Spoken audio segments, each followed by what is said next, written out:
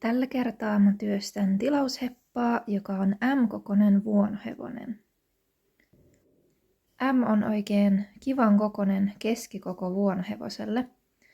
L-kokoinen myös onnistuu, jos haluaa oikein ison vuonohevosen. Ja tietty S ja XS myös, jos haluaa ihan pienen. Tää on ihanaa tämmöstä vaaleata pehmosta, peikeä velpuakangasta. Ja tässä mä lähdin tekemään sille harjaa, joka on aina vuonohevosessa todella pitkä ja rasittava puuha. Ja sitten vielä loppujen lopuksi harja tasataan. Leikataan tolleen tasaiseksi. Sitten laitetaan tälle varusteet päälle, jotka tälle myös tilattiin mukaan. Eli korvahuppu ja enkut.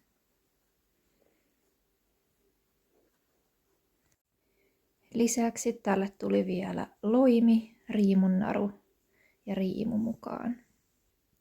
Tässä sitten vielä viimeiset kuvat tästä tilauksesta.